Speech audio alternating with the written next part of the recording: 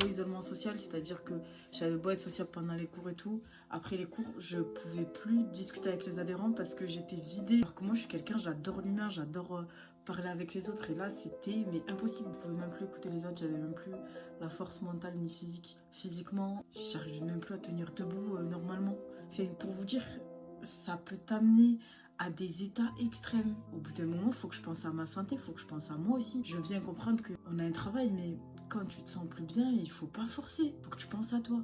Sachant que moi, je me suis forcée depuis un bon petit moment. Ça faisait un moment que j'avais parlé de vouloir partir. Ça commence à s'éterniser et mentalement, moi, j'étais en destruction mentale. Donc, quand vous voyez que vous n'allez pas bien, que vous avez beau mettre plein de choses en place et que ça va toujours pas, posez-vous les bonnes questions, consultez un professionnel et là vous pourrez mettre un mot sur ce qui vous arrive et du coup faire en sorte que ça va mieux. Moi, créer du contenu, ça m'aide à aller mieux, donc j'ai beau sourire et rire devant la caméra, des fois je pleure et j'ai pas forcément envie de montrer tout le temps quand je pleure.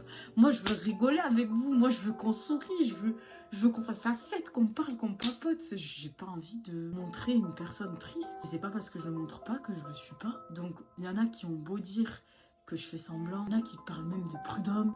Les gars, la création de contenu, ça m'aide à aller mieux.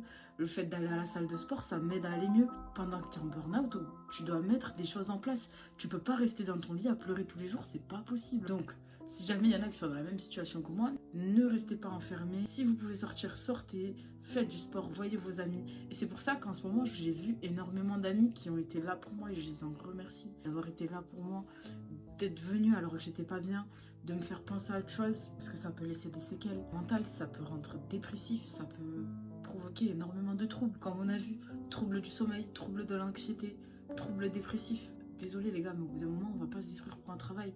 La santé avant tout, si t'as pas la santé, tu fais plus rien dans la vie. Force à nous, on reste fort. En plus, on continue le ramadan malgré tous ces problèmes. Je vous remercie de continuer à me suivre. J'espère qu'il y en a qui comprendront du coup pourquoi je ne peux plus continuer mes fonctions de coach sportive dans l'espace où je travaillais. Après, je peux pas donner toutes les raisons, mais en tout cas, moi, mentalement et physiquement, impossible. C'est impossible. Je suis désolée. J'espère que vous me comprendrez, que vous continuerez à me donner de la force.